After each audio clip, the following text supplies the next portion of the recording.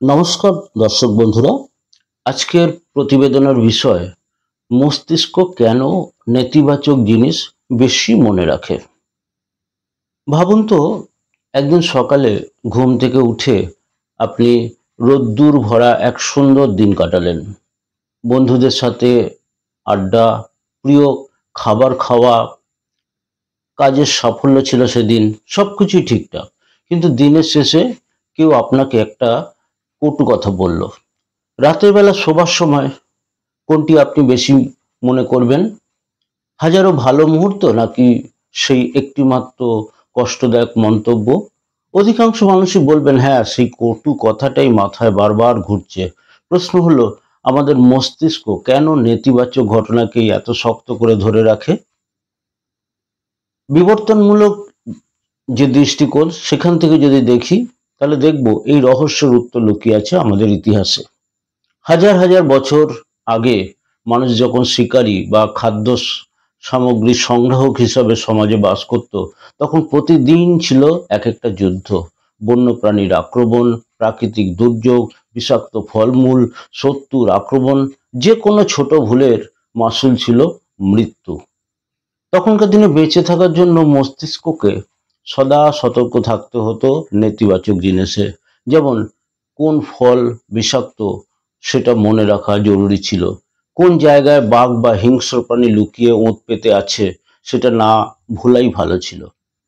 কার সাথে শত্রুতা আছে সেটা না মনে রাখলে জীবনে ঝুঁকির পথ থাকতো। এই কারণেই আমাদের মস্তিষ্ক তৈরি হয়েছে যেন খারাপ অভিজ্ঞতাকে প্রাধান্য দিয়ে মনে রাখে। এবার আসুন মনোবিজ্ঞান। মনোবিজ্ঞানের পরিভাষা কি, এক্ষেত্রে কি বলে? মনোবিজ্ঞানীরা এই প্রবণতাকে বলেন নেগেটিভিটি বায়াস। মানে একটা খারাপ অভিজ্ঞতা বা নেতিবাচক তথ্য আমাদের মনে ইতিবাচক ঘটনার তুলনায় অনেক বেশি শক্তিশালী প্রভাব ফেলে। গবেষণায় দেখা গিয়েছে, যদি কারোর জীবনে একসাথে 5টি ভালো ঘটনা আর একটি খারাপ ঘটনা ঘটে, তাহলে মানুষ প্রায়ই সেই খারাপ ঘটনাটাকেই সবচেয়ে বেশি মনে রাখে। একইভাবে প্রশংসার চেয়ে সমালোচনা আমাদের মনে বেশি ছাপ ফেলে। আমাদের বিভিন্ন সম্পর্ক, দৈনন্দিন জীবনে কি এরকম ঘটনা ঘটে? হ্যাঁ, ঘটে। ধরুন, একটি দম্পতি সারাদিন একে অপরকে ভালোবাসা ও যত্ন দিয়েছে, কিন্তু দিনের শেষে এক ছোট্ট ঝগড়া হলো। রাতে শোবার সময় সেই ভালোবাসার মুহূর্তগুলো নয়, বরং সেই ছোট্ট ঝগড়াটাই মনে ঘুরতে থাকে। আবার ধরুন, অফিসে আপনি সারাদিন সহকর্মীদের কাছ থেকে প্রশংসা পেলেন, কিন্তু একজন মজা করে হালকা সমালোচনা করলো। বাড়ি ফিরে আপনার মন সে একটি মাত্র সমালোচনাতেই আঘাত পেল।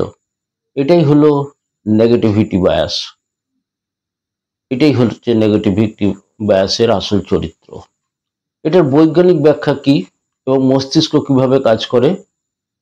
আমাদের মস্তিষ্ক, তাতে আছে অ্যামিগোডালা নামে একটি অংশ, যেটি আবেগের সাথে সম্পর্কিত। গবেষণা বলছে অ্যামিগোডালা নেতিবাচক অভিজ্ঞতার ক্ষেত্রে প্রায় দ্বিগুণ বেশি সক্রিয় হয়। অন্যদিকে ইতিবাচক অভিজ্ঞতা মস্তিষ্কে সংরক্ষিত হলেও সেটা কিন্তু এত গভীরে প্রভাব ফেলে না। অ্যামিগোডালা এক ধরনের অ্যালার্ম সিস্টেম।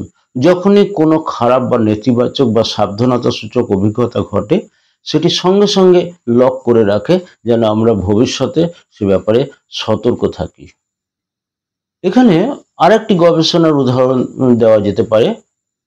একটা পরীক্ষায় দেখা গেছে, মানুষকে যদি খারাপ সংবাদ ও ভালো সংবাদ একসাথে দেখানো হয়, বেশিরভাগ মানুষ খারাপ সংবাদকেই আগে লক্ষ্য করে এবং সেটিকেই বেশি মনে রাখে।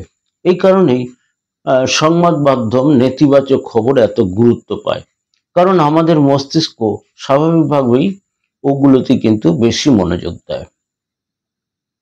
বাস্তব জীবনে সমস্যা কি হতে পারে এর জন্য? এই প্রাকৃতিক প্রবণতা আমাদের বাঁচিয়ে রেখেছিল অতীতে, কিন্তু আধুনিক জীবনে যখন প্রতিদিন বাঘের আক্রমণ নেই বা বিষাক্ত ফল খাওয়ার ঝুঁকি নেই, তখন আমাদের মস্তিষ্ক একইভাবে কিন্তু কাজ করে। ফলে ছোট ছোট যে নেতিবাচক ঘটনা, যেমন সোশ্যাল মিডিয়ায় কেউ নেতিবাচক মন্তব্য করলো, কারো সমালোচনা, ব্যর্থতা, স্মৃতি এসব আমাদের মনের মধ্যে দীর্ঘদিন ধরে থেকে যায় এবং অনেক সময় আমাদের আত্মবিশ্বাস ও মানসিক শান্তিকে ক্ষতিগ্রস্ত করে। এর সমাধান কি? তাহলে প্রশ্ন হলো, আমরা এর থেকে কিভাবে মুক্তি পেতে পারি? সত্যি বলতে মস্তিষ্কের স্বাভাবিক প্রবণতা পুরোপুরি বদলানো যাবে না, কিন্তু আমরা চাইলে এটিকে সামঞ্জস্যপূর্ণ করতে পারি। কৃতজ্ঞতার অভ্যাস, গ্র্যাটিটিউড প্র্যাকটিস। প্রতিদিন রাতে ঘুমানোর আগে 3টি ভালো জিনিস লিখে রাখুন যেগুলোর জন্য আপনি সত্যি কৃতজ্ঞ। ইতিবাচক অভিজ্ঞতা দীর্ঘায়িত করা। যখনই কিছু ভালো ঘটে সেটাকে মনে মনে কয়েক মিনিট উপভোগ করুন, এতে মস্তিষ্কে সেটার ছাপ গভীর হয়। মননশীলতা, মাইন্ডফুলনেস।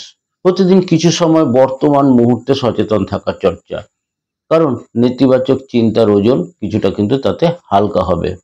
ইতিবাচক সম্পর্ক তৈরি, যারা আমাদের সমর্থন ও ভালোবাসা দেয় তাদের সাথে সময় কাটালে মস্তিষ্ক কিন্তু ইতিবাচক স্মৃতির ভান্ডার গড়ে তোলে।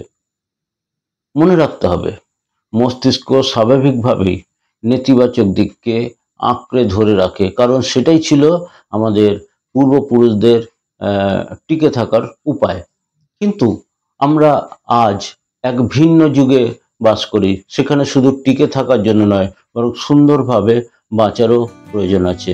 তাই আপনি যদি চান যে মস্তিষ্ককে প্রশিক্ষণ দিতে, সেটাও কিন্তু করতে পারেন আলো দেখার জন্য, ভালো স্মৃতি ধরে রাখার জন্য। কারণ জীবন শুধু ব্যথা বা কষ্ট নয়, এর ভেতরে আছে অসংখ্য ছোট ছোট আনন্দ, যেগুলো আসলে আমাদের জীবনের আসল শক্তি।